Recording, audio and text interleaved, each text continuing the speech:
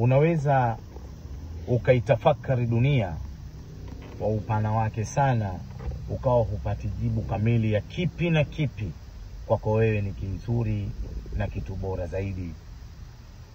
Lakini ukizama ndani sana, ukijua kwamba malengo ya kuletwa kwetu duniani ni kwa ajili ya kuabudu,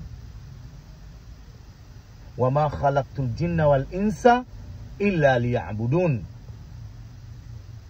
hawakuumbwa majini na watu isipokuwa tuje tumwabudu Mwenyezi Mungu. Sasa ibada ni uwanja mpana sana. Ibada ya kwanza kwetu sisi Waislamu, na ndio tutakayohesabiwa nayo ya kwanza, ni ibada ya swala. Ya pili, ibada kadha wa kadha, ambazo hizo zitakwenda kuhesabiwa mbele ya Mwenyezi Mungu Azza wa Jalla.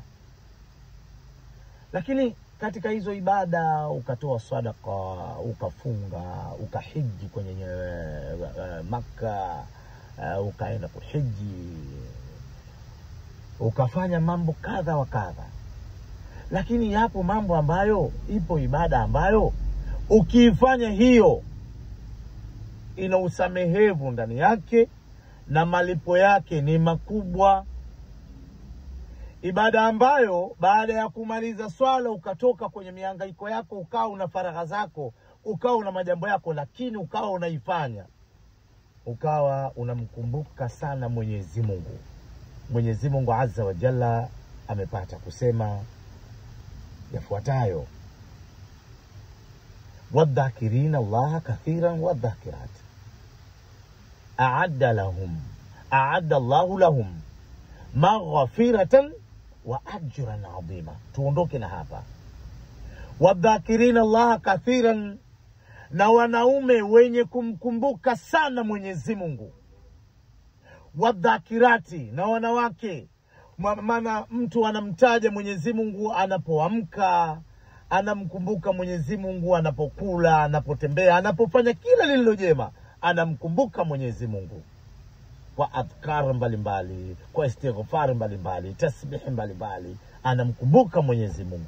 Basi a'adda Allahu lahum, Mwenyezi Mungu anasema nimewaandalia hao juu ya uko kunikumbuka mimi Mungu yo, maghfiratan, kwanza kusamehewa madhambi yao, wa ajran adhima, na ujira wa malipo yaliyokuwa wakimkumbuka Mwenyezi Mungu.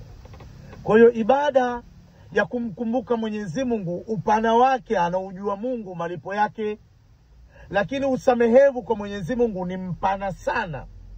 Sasa tukirudi kwa mtume wetu Muhammad sallallahu alaihi wasallam, mtume alipata kusema